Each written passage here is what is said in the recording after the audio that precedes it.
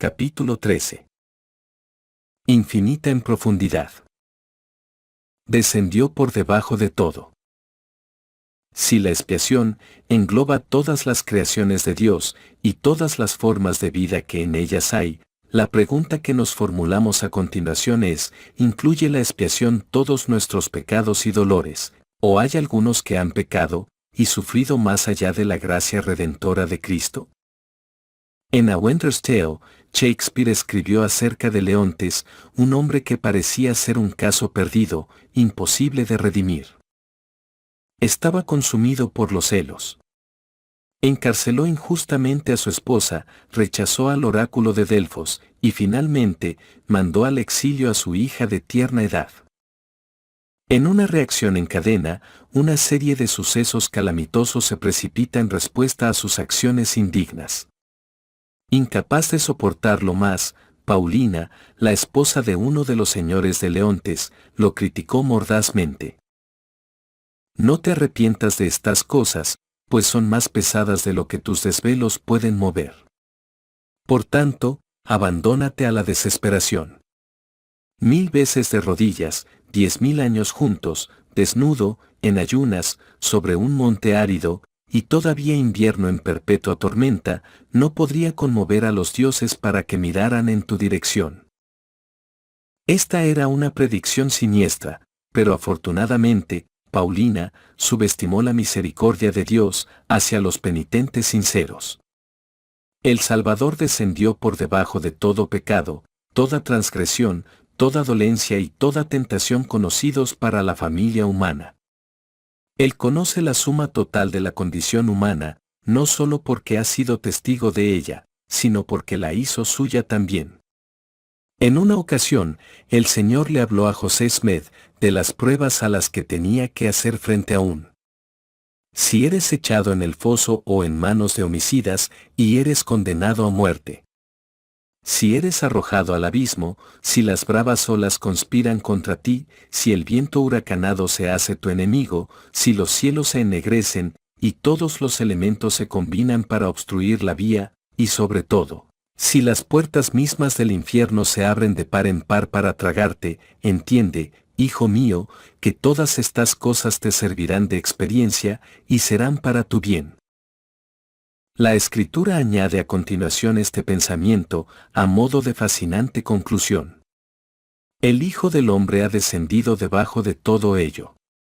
¿Eres tú mayor que Él? En otros términos, el Señor le estaba diciendo: José, no importa lo que el mundo ponga en tu camino, no importa lo que sufras, no importa qué tentaciones te asedien, yo me he enfrentado a todo ello y a mucho más. La entrada del Salvador en la condición humana no fue una experiencia a medias tintas. Fue una inmersión total.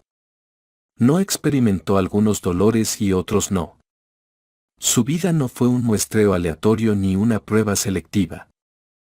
Fue una confrontación total con todas y cada una de las experiencias, las dificultades y las pruebas humanas y una interiorización de ellas. De algún modo, su esponja podía absorber el océano entero de la aflicción, la debilidad, el sufrimiento de los seres humanos. El Señor haría este descenso a pecho humano descubierto. No se emplearían poderes divinos, a fin de escudarle de ni tan siquiera un ápice de dolor humano. Pablo lo sabía. Porque ciertamente el Salvador no auxilió a los ángeles, sino que auxilió a la descendencia de Abraham. Por lo cual, debía ser en todo semejante a sus hermanos. La expiación de Cristo fue un descenso a lo que parece el pozo sin fondo de la agonía humana. Tomó sobre sí los pecados de los pecadores más abyectos. Descendió por debajo de las formas de tortura más crueles jamás diseñadas por el hombre. Su viaje en pendiente englobaba las transgresiones de todos los que han pecado ignorantemente. Incorporaba el sufrimiento que no estaba relacionado con el error espiritual, pero que era todavía eficaz en ocasionar un dolor punzante. La agonía de la soledad, el dolor de las limitaciones, los suplicios de las flaquezas y la enfermedad. En el curso de su descenso divino le asaltaron todas las tentaciones que azotan a la raza humana. Después de nuestros vanos intentos de explicar las profundidades insondables de este viaje terrible, volvemos a esas palabras sencillas, aunque expresivas, de las Escrituras. Descendió debajo de todo. No hay lugar a equívocos, ni a retractaciones, ni a disculpas, la expiación es infinita en profundidad. Si la totalidad del sufrimiento y la ansiedad del ser humano fuera susceptible de categorización, podría clasificarse como sigue. Primero, el sufrimiento causado por el pecado. Segundo, el sufrimiento que emana de la transgresión inocente de la ley. Tercero, el sufrimiento relacionado con las flaquezas, las debilidades, las deficiencias o las pruebas que no tienen nada que ver con el pecado ni la transgresión. Cuarto, el sufrimiento vinculado a nuestra confrontación con las tentaciones del mundo. Y quinto, el sufrimiento o la ansiedad que exige el ejercicio de la fe. Las Escrituras están repletas de pruebas de que el Salvador no estuvo exento de ninguno de estos males. Más bien se enfrentó a cada uno de ellos frontalmente. El sufrimiento provocado por el pecado. Pedro explicó que el Salvador padeció una sola vez por los pecados, el justo por los injustos, para llevarnos a Dios. Tal sufrimiento no estuvo limitado a unos cuantos pecadores cobardes.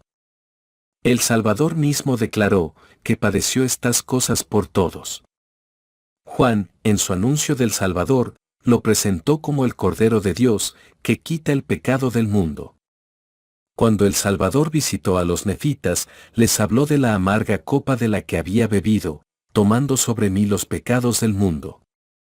Nada de beber la copa parcialmente, nada de discriminación selectiva en la absorción de ciertos pecados en lugar de otros.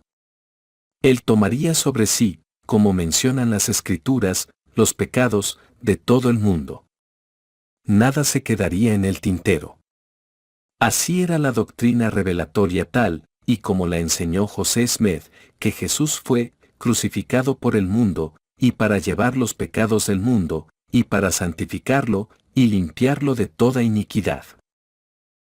El sufrimiento del Salvador incluiría a los más viles pecadores. Al conocido por ser hombre muy malvado e idólatra, al que era un blasfemo y perseguidor, a aquellos que se habían extraviado y se habían entregado a todo género de iniquidades. A aquellos que fueron sacados de su estado terrible, pecaminoso y corrompido. Aquellos que se encontraban en el más tenebroso abismo. Y a aquellos que reconocieron ser los más perdidos de todos los hombres. Incluiría incluso el sufrimiento de los que eligieron no arrepentirse. Dicho de otro modo, el Salvador sufrió no solo por los que él sabía que se arrepentirían. También lo hizo incluso por los que optarían por rechazar su ofrenda sacrificial. Brigham Young lo dejó claro. El Salvador había pagado la deuda completa, tanto como si recibimos su don como si no. Él fue contado, como dijo Isaías, con los transgresores. ¿Existe algún límite a los poderes en apariencia infinitos de la expiación? ¿Hay acaso alguna profundidad en la que incluso el Salvador no se haya hundido? Las Escrituras nos dan la respuesta: el Salvador descendió debajo de todo. De hecho, sufrió el dolor de todos los hombres, a fin de que todo hombre pudiese arrepentirse y venir a él. ¿Pero qué sucede con el pecado imperdonable? El profeta José se refirió a la situación de aquellos que lo hayan cometido. Después que el hombre ha pecado contra el Espíritu Santo, no hay arrepentimiento para él. Tiene que negar a Jesucristo cuando se le han manifestado los cielos y renegar del plan de salvación mientras sus ojos están viendo su verdad. En resumidas cuentas, esas personas crucifican de nuevo para sí mismos al Hijo de Dios y le exponen a vituperio. Para ellos, los conocidos como hijos de perdición, hay una resurrección y un retorno a la presencia de Dios, a efectos del juicio, pero no hay escapatoria de la segunda muerte espiritual para ellos. Esto no se debe a que la expiación tenga la más mínima carencia a lo que a su naturaleza infinita se refiere. La causa es que estas almas rechazaron el don del arrepentimiento que se había ofrecido. Recuerda al amigo de Galileo, que se negó a mirar por el telescopio, puesto que en realidad no quería ver lo que había negado con tanta firmeza. Del mismo modo también, estos hijos de perdición han rechazado ese instrumento, a saber, la expiación, que proporciona el poder purificador que les redime.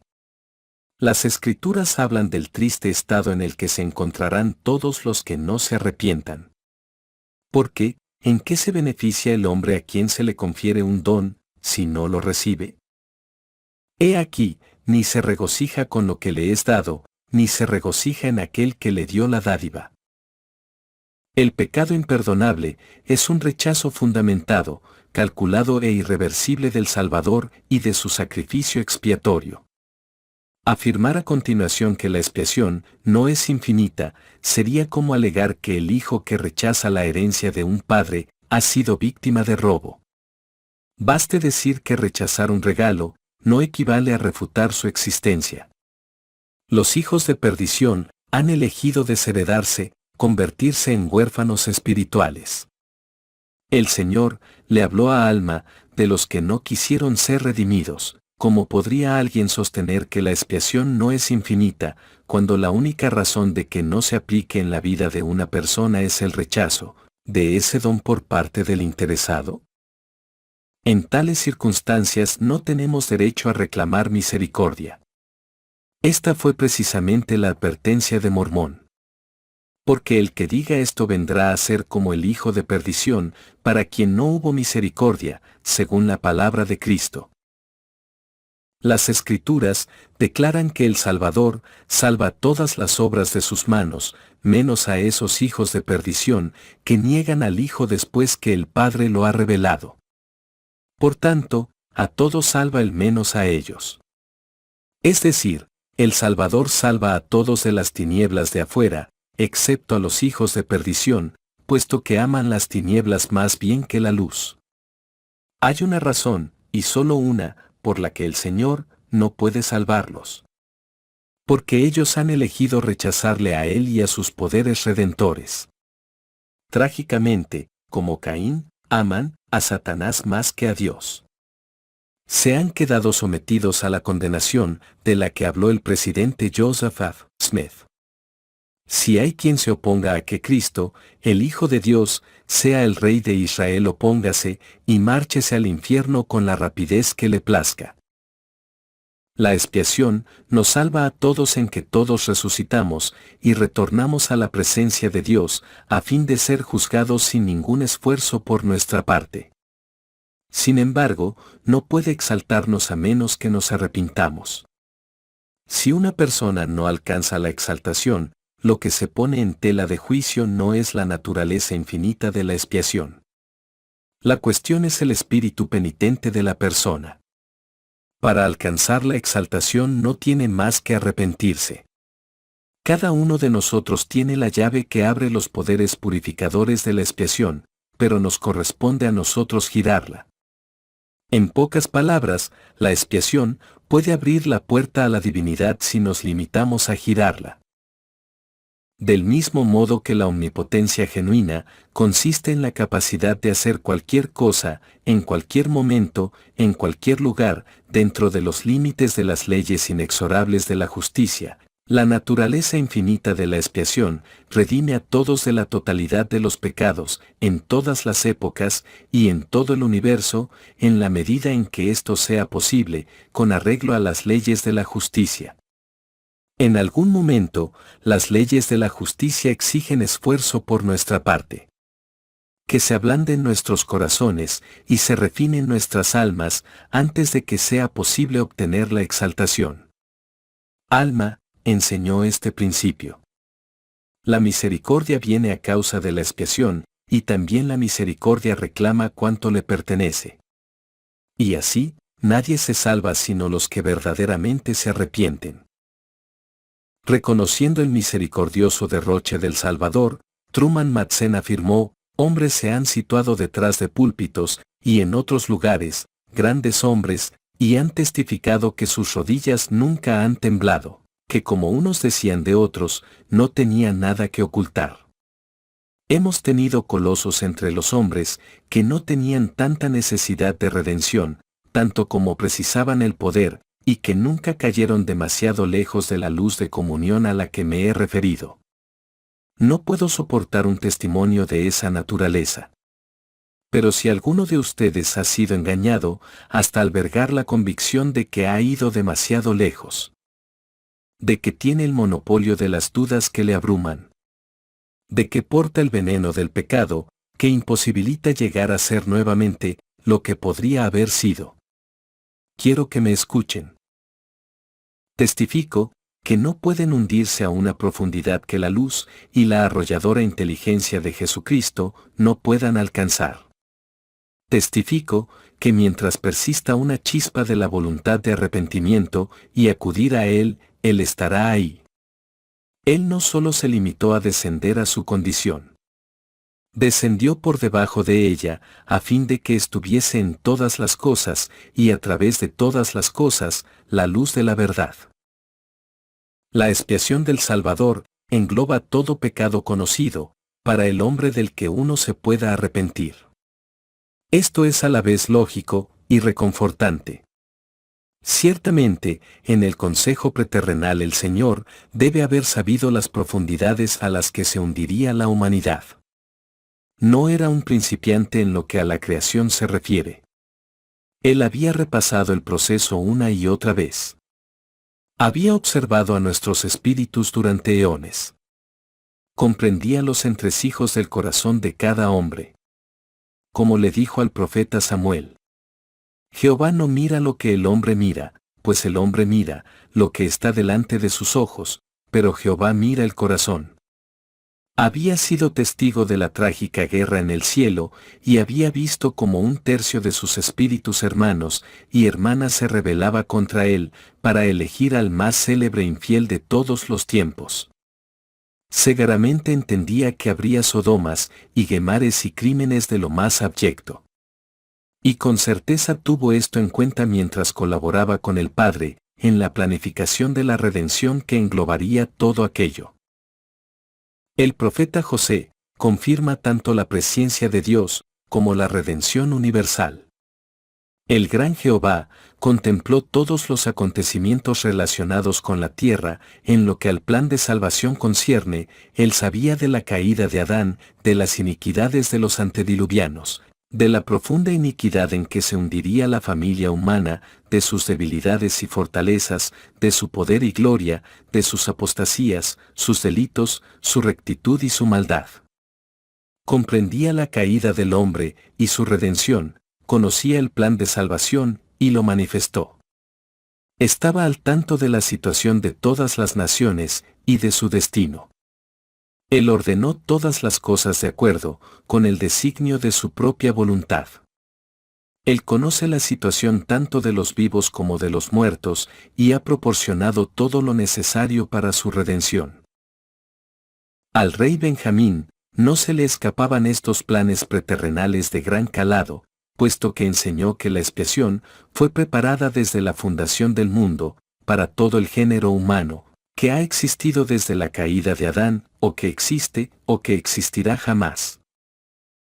En resumen, la expiación del Salvador salva a todos los hombres de la primera muerte espiritual, porque las leyes de la justicia no se pueden violar, y además, exalta a todos los hombres que se arrepienten, porque las leyes de la misericordia así lo permiten.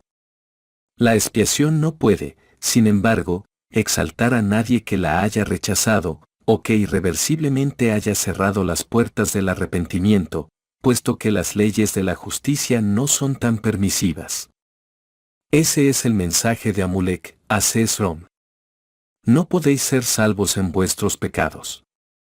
Abinadí lo sabía, ya que al hablar de los que murieron en sus pecados, observó: el Señor no ha redimido a ninguno de los tales. Ni tampoco puede redimirlos. Porque el Señor no puede contradecirse a sí mismo. Pues no puede negar a la justicia cuando ésta reclama lo suyo. Mientras nos quede la más tenue chispa de arrepentimiento en nuestro interior, Cristo y su expiación están a la espera, esperando ansiosamente que se los invoque. La cuestión no es si el Salvador pagó el precio de todos los pecados, que lo hizo. La pregunta es si estamos dispuestos a valernos de su sacrificio, mediante el arrepentimiento. La transgresión de las leyes. No solamente sufrió el Salvador, por nuestros pecados conscientes y deliberados. Él también sufrió por nuestras transgresiones inocentes y por aquellos que murieron en su ignorancia, antes que Cristo viniese, no habiéndoseles declarado la salvación. Esto era coherente con la ley mosaica. Moisés enseñó: y si toda la congregación de Israel hubiere errado inadvertidamente, el sacerdote hará expiación por ellos, y obtendrán perdón.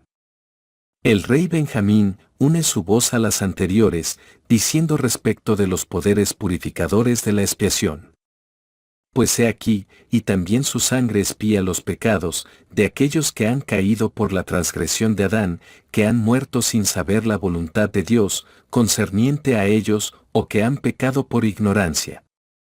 Una expiación como esa tuvo un precio. Incluso cuando se viola una ley inocentemente, ha de pagarse un precio. Puede beberse veneno inocentemente, pero las consecuencias físicas serán las mismas que las de una persona que consuma el veneno con deseos de quitarse la vida. Cuando se incumple una ley debe haber un pago. Este pago conlleva sufrimiento, y se trate de un inocente o de un penitente, se centra en el sacrificio expiatorio del Salvador. Jacob observó que, donde no se ha dado ninguna ley, las misericordias del Santo de Israel tienen derecho a reclamarlos por motivo de la expiación. Y añadió a continuación: la expiación satisface lo que su justicia demanda, de todos aquellos a quienes no se ha dado la ley. Ciertamente, esto incluye a los niños pequeños y a los que no han escuchado todavía el mensaje del Evangelio. Mormón abordó el mismo tema. Porque he aquí, todos los niños pequeñitos viven en Cristo, y también todos aquellos que están sin ley. Porque el poder de la redención surte efecto en todos aquellos que no tienen ley. El Salvador explicó por qué los niños pequeños se salvan. Los niños pequeños son sanos, por tanto, la maldición de Adán les es quitada en mí. El Salvador enseñó idéntica lección a sus discípulos. Estos pequeños no tienen necesidad de arrepentimiento, y yo los salvaré. Además de entender, a todas luces, que los niños pequeños y los pecadores inocentes gozan de la protección de la expiación, el rey Benjamín era consciente también de que llegaría el momento en que el conocimiento de un Salvador se esparcirá por toda nación, tribu, lengua y pueblo, y nadie, salvo los niños pequeños, será hallado sin culpa ante Dios, sino por el arrepentimiento y la fe en el nombre del Señor Dios Omnipotente. Isaías vio igualmente el día en que conocerá toda carne que yo, Jehová, soy tu Salvador y tu Redentor. Tan completo será este torrente de conocimiento que Habacuc profetizó así: porque la tierra estará llena del conocimiento de la gloria de Jehová, como las aguas cubren el mar. Estos profetas predijeron el tiempo en el que el Evangelio se predicaría a lo largo y ancho del mundo. En ese día, nadie se encontrará ya en la categoría de pecador ignorante, ya que el mensaje del Evangelio llegará a los cuatro cabos de la tierra. Sin duda esta situación no se producirá hasta el período milenario. La expiación no solamente desciende por debajo de los actos del que peca deliberadamente y se arrepiente, puesto que también lo hará por debajo de las leyes quebrantadas, por esos niños pequeños que son incapaces de cometer pecado, y asimismo, para aquellas almas más maduras que todavía no hayan escuchado la verdad y en consecuencia hayan pecado por ignorancia. El sufrimiento ajeno al pecado o a la transgresión. Jacob No matizó sus palabras cuando afirmó que el Salvador sufriría los dolores de toda criatura viviente, tanto hombres como mujeres y niños que pertenecen a la familia de Adán. Estos dolores incluían tanto los sufrimientos vinculados al pecado y a la transgresión como los que no lo estaban. Dicho de otra manera, el Salvador tomó sobre sí voluntariamente no solo la carga acumulativa de todos los pecados y transgresiones. También cargaría con el dolor propio de toda depresión, toda soledad, toda pena, todo el sufrimiento mental, emocional y físico, y todas las debilidades que afligen a la humanidad. Él conoce la profundidad de la aflicción que emana de la muerte. Él conoce la angustia de la viuda. Él entiende el dolor de los padres de hijos perdidos. Él ha sentido la impactante agonía del cáncer y de toda otra enfermedad debilitadora que aqueja al hombre. Por imposible que pueda parecer, Él ha tomado sobre sí esos sentimientos de insuficiencia, a veces incluso de total desesperanza, que acompañan a nuestros rechazos y debilidades. Ninguna condición humana, por espantosa, degradante o execrable que pueda antojarse, ha escapado a su entendimiento o a su sufrimiento. Nadie podrá afirmar. Pero no entiendes mi drama particular. Las Escrituras subrayan esta cuestión: Él comprendió todas las cosas, porque descendió por debajo de todo. Todo esto, según explica el elder Neil A. Maxwell, formó parte también de la aritmética de la expiación. El presidente Ezra Taft Benson enseñó: no existe una condición humana que Él no pueda comprender, así sea el sufrimiento, la incapacidad, la deficiencia mental o física o el pecado. Su amor alcanza a todas las personas que se encuentran en ese estado. Este es un pensamiento asombroso, cuando consideramos el monte Everest, de dolor que fue necesario para lograrlo. ¿Qué peso habría que poner en la balanza del dolor, a fin de calcular el sufrimiento de incontables pacientes en un sinfín de hospitales? Añadamos la soledad de los ancianos olvidados en los asilos de la sociedad, y que ansían desesperadamente una tarjeta, una visita, una llamada, algún reconocimiento, en suma, del mundo de afuera. Sigamos agregando el padecimiento de los niños hambrientos, el suplicio del hambre, la sequía y la pestilencia. Sumemos la angustia de los padres que, llorosos, ruegan que un hijo o hija descarriados regresen al hogar. Incluyamos el trauma de todo divorcio y la tragedia de todo aborto. Incorporemos el remordimiento que acompaña a la pérdida de cada hijo que muere en la flor de la vida, de cada cónyuge que fallece en la plenitud del matrimonio.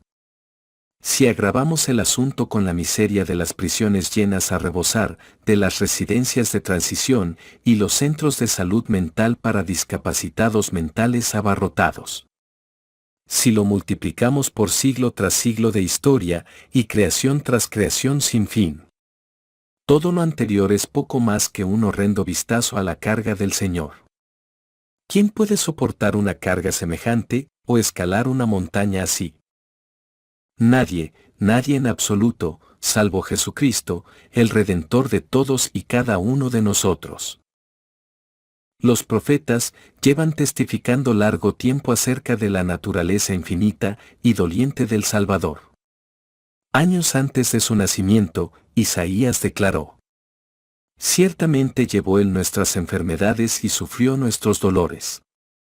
Y más tarde, en toda angustia de ellos Él fue angustiado. Alma entendía la profundidad del descenso del Salvador, cuando observó, y Él saldrá, sufriendo dolores, aflicciones y tentaciones de todas clases, y esto para que se cumpla la palabra que dice: tomará sobre sí los dolores y las enfermedades de su pueblo. Tanto calado tendría ese descenso que el rey Benjamín observó.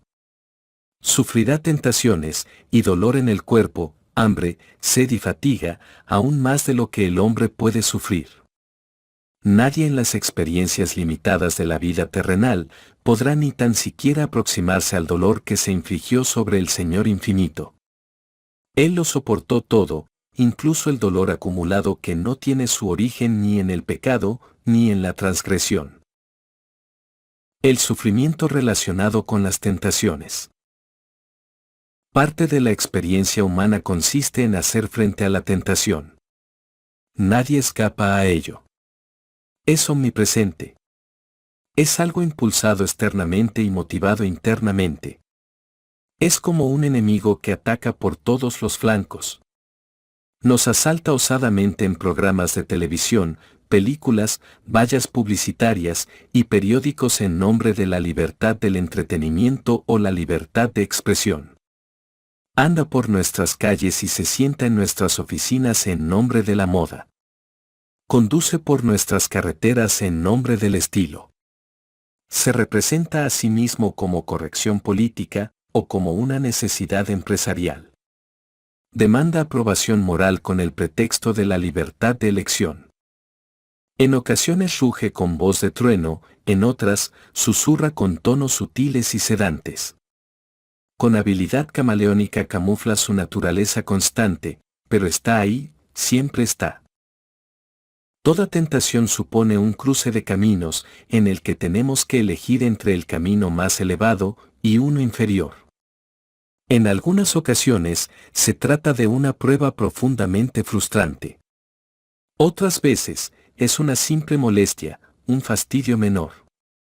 Pero en cada caso hay cierto componente de inquietud, ansiedad y forcejeo espiritual, en última instancia, una elección que nos fuerza a optar por un bando. La neutralidad no existe en esta vida. Siempre estamos eligiendo, tomando partido. Esto forma parte de la experiencia humana, hacer frente a tentaciones diariamente, casi a cada instante, enfrentándonos con ellas no solo en los días buenos.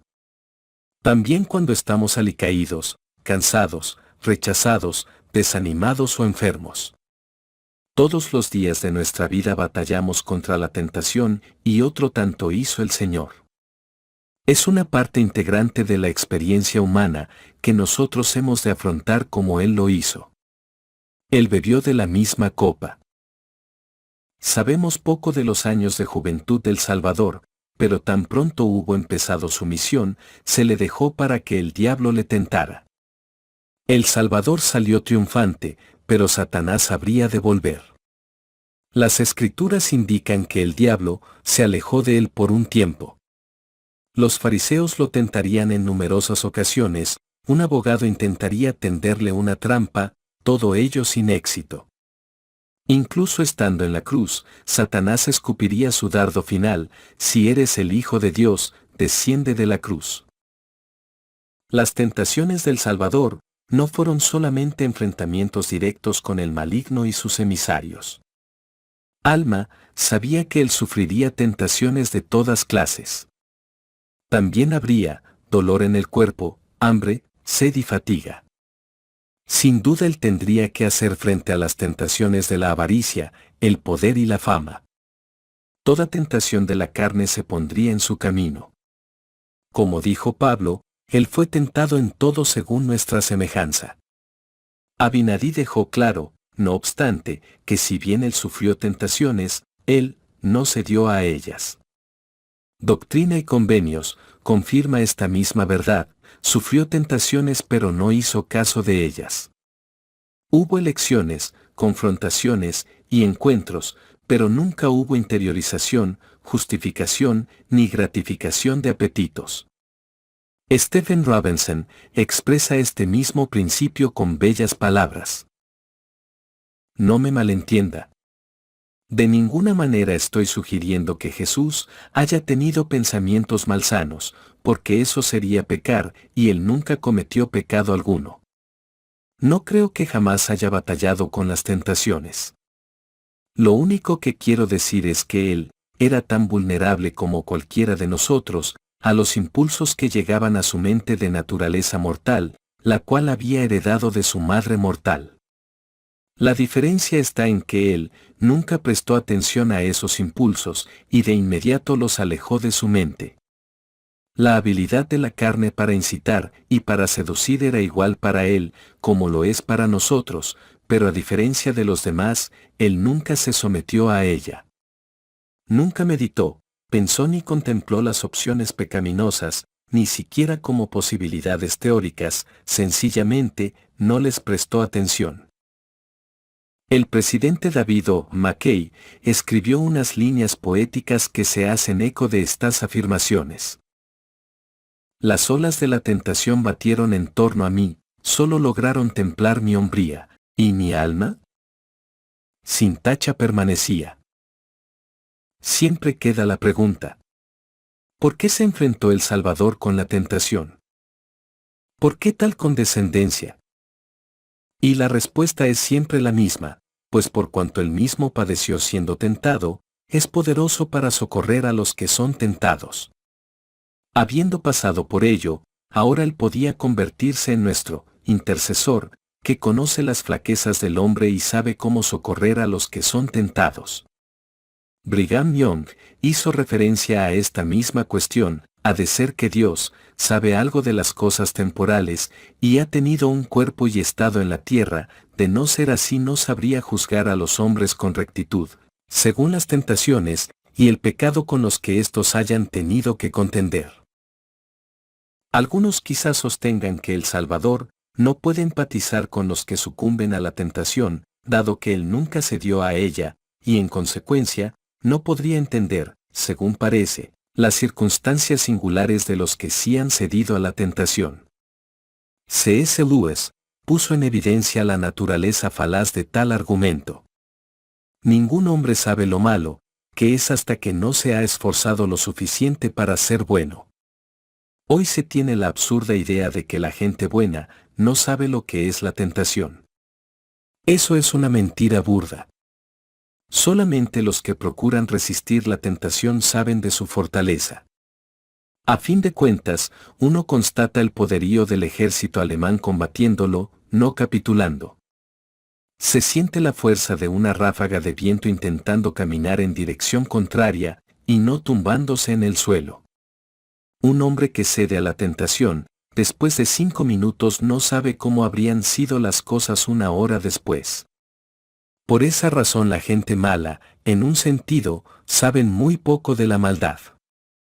Han vivido bien guarecidos al abrigo continuo de la rendición. Nunca averiguamos la fortaleza del impulso malvado, hasta que procuramos luchar contra él. Y Cristo, dado que fue el único hombre que nunca cedió a la tentación, es también el único hombre que sabe al máximo lo que significa la tentación. El único plenamente realista. El ejercicio de la fe. Las Escrituras sugieren que el Salvador soportó todos los pecados, dolores y tentaciones por las que pasa la raza humana. Sin embargo, ¿pudo haber alguna experiencia humana que él nunca viviera plenamente debido a su naturaleza única? ¿Se le exigió alguna vez que ejerciera fe, o estando en posesión de un conocimiento espiritual extraordinario y una herencia divina, quedó descartada esa posibilidad? ¿No tenemos todos que hacer frente a esos momentos en la vida cuando la fe y la razón del mundo son en apariencia incompatibles y hemos de escoger entre ambos? Nos hallamos en una encrucijada espiritual, un camino empedrado con el conocimiento y la razón del hombre, el otro, con la fe en Dios. Puede darse esta situación cuando nos falta dinero para pagar el diezmo. O quizá toca a nuestra puerta cuando el Señor nos destina a un puesto muy por encima de nuestras habilidades naturales. Puede suceder cuando nos llaman a servir en un momento inoportuno. Puede sobrevenir cuando perdemos nuestro empleo, fallece un ser querido, o contraemos una enfermedad súbita e inesperada, pero de algo podemos estar seguros: vendrá. ¿No deben todos los hombres enfrentarse en algún momento vital al dilema, la razón del mundo frente a la fe en Jesucristo? Moisés pasó por esa experiencia. Acababa de librar a los hijos de Israel. Y ahora los guiaba en un curso aparentemente suicida directamente hacia el Mar Rojo. Los ejércitos egipcios los iban persiguiendo para darles caza.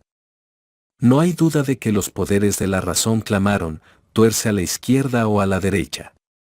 Continuar hacia adelante es entrar en una trampa mortal, acorralados entre la barrera del Mar Rojo por un lado, y el ejército egipcio que se aproxima velozmente por la retaguardia. Pero Moisés continuó firme en la dirección que había fijado. Iban a marchar, pero directamente hacia el Mar Rojo. Los israelitas, viendo el destino que les aguardaba, alzaron la voz aterrorizados: mejor nos hubiera sido servir a los egipcios, que morir nosotros en el desierto. Moisés estaba solo. El poder de la razón y el poder del pueblo se aliaron contra él con gran furia. No obstante, en lo más profundo de su alma había un poder que excedía ampliamente los poderes conocidos para el hombre, un poder que lo impulsaba contra el mundo, contra viento y marea, contra todo lo racional y lo razonable. Era el poder de la fe. Y ello acabó siendo su salvación temporal y espiritual, y la de su pueblo. Pedro se enfrentó a un momento semejante. El Salvador predicaba en las costas de Galilea. En las inmediaciones había 2 embarcaciones vacías. Los pescadores que faenaban habitualmente en ellas se encontraban lavando las redes en la orilla. Toda la noche se habían esforzado sin pescar nada que compensase su vigilia incansable. El Salvador le dijo a Simón Pedro: boga mar adentro, y echad vuestras redes para pescar. Pedro, sorprendido, replicó: Maestro, hemos trabajado toda la noche y nada hemos pescado. Qué ridícula debe de haber parecido la sugerencia del Salvador para las mentes racionales de este mundo. ¿Acaso ignoraba que estos eran pescadores experimentados? Aquel era su trabajo, su medio de vida, su negocio, su lago. Habían estado echando sus redes toda la noche, para retomarlas y volverlas a lanzar después en una vana repetición. Conocían ese lago, las corrientes, los vientos, los patrones de pesca. ¿Por qué malograr sus esfuerzos intentándolo otra vez? Era un simple carpintero el que les hablaba. ¿Qué sabía él de la pesca? Pedro se encontraba ahora en una encrucijada. Debía elegir entre la razón y la fe. Y entonces llegó la emocionante respuesta de Pedro: pero por tu palabra echaré la red. Y se produjo el milagro.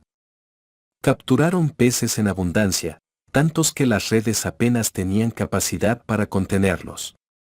Hubieron de pedir auxilio a otra embarcación para que les ayudara a transportar tanta pesca. El Señor no envió a estos pescadores fieles a pescar 1 o 2 peces, o una canasta llena de ellos. No habría nada de mezquino en su naturaleza benefactora.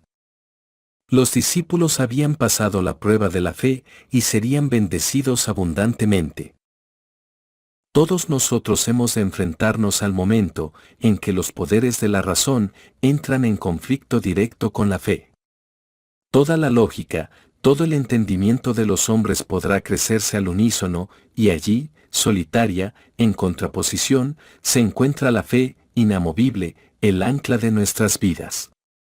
Las mareas de las pruebas podrán subir, las olas oceánicas de la razón mundana golpearán contra nuestras almas, las tendencias populares del momento ejercerán su tensión con toda su influencia, pero ahí, impasible, impertérrita, indemne, permanece el alma anclada por la fe. El filósofo George Santayana escribió acerca de los que no eligen la mejor parte. Oh mundo, no escogiste nunca la mejor parte. Pues no es sabiduría ser tan solo sabio. Y cerrar nuestros ojos en la visión interna. Más si es sabiduría creer al corazón.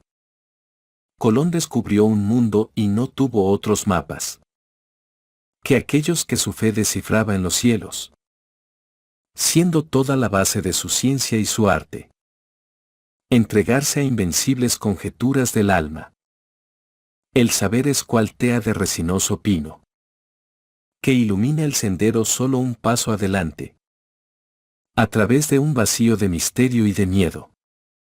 Invito así al eterno resplandor de la fe, el único que eleva el corazón del hombre, hasta ser del divino pensar, el pensamiento. Job poseía una fe como esta. Le habían arrebatado la familia, la riqueza, la salud y las amistades. Incluso su esposa era incapaz de ver razón alguna en sus pruebas. Finalmente, la esposa de Job clamó diciendo, «Maldice a Dios, y muérete». Más tarde, Job, un pilar de fe, respondería, «Aunque él me matare, en él confiaré». Nada en este mundo podía extinguir la llama de su fe. Ese mismo fuego ardía vivamente en el alma de Nefi, cuando regresó a casa de Labán, una vez más, iba guiado por el Espíritu, sin saber de antemano lo que tendría que hacer. Esta era una fe pura, absoluta, sin mezcla. Todos los poderes de la razón se habían agotado. Nefi y sus hermanos le habían solicitado las planchas a Labán, y éste se había negado a entregarlas, le habían ofrecido toda la riqueza de su familia, y la respuesta había sido negativa. Parecía que habían agotado todas sus posibilidades. Nefi no tenía ni idea de cuál sería la respuesta. ¿Quién habría podido imaginarse siquiera cómo sería la respuesta del Señor? Pero la fe, ese poder invisible, le impulsó a seguir adelante. Moisés, Pedro, Job, Nefi y los santos fieles de todas las épocas han tenido que tomar esa difícil decisión en numerosas ocasiones, ¿la fe o la razón? Dicho esto, tuvo el Salvador, dotado de sus poderes infinitos, tanto espirituales como intelectuales, que hacer frente a ese dilema? ¿Hubo algún momento en que conociera el final desde el principio? Como todos los mortales, ¿tuvo alguna vez que optar por la fe en Dios en detrimento de las facultades de su raciocinio? ¿Fue esta contraposición una parte de su experiencia? En caso contrario, ¿vivió él verdaderamente la penosa condición humana en su totalidad? Hay momentos en la vida del Salvador que sugieren que él también hubo de avanzar por fe. Lucas nos cuenta que el joven Jesús crecía en sabiduría, dando a entender que la omnisciencia no se le confirió en un momento determinado. Evidentemente, sus conocimientos y sus facultades de razonamiento progresaron paso a paso durante su vida mortal. Un progreso de ese tipo sugiere la existencia de momentos en los que no sabía todas las cosas. Incluso a la conclusión de su vida en la tierra, cuando el conocimiento de su misión era primordial y sus facultades racionales estaban en su nivel máximo, parecía que aún existían asuntos sin resolver, incluso para él. El ruego Padre mío, si es posible, pase de mí esta copa, fue una petición sincera por una alternativa, de haber alguna, al sacrificio expiatorio. Su mente inquisitiva repasó todas las opciones y todas las posibilidades, pero siendo incapaz de encontrar una alternativa, recurrió con esperanza al ser que sabía y había vivido mucho más que él. La respuesta fue negativa, no había otra manera. Debía depositar su confianza en Dios y seguir adelante con fe.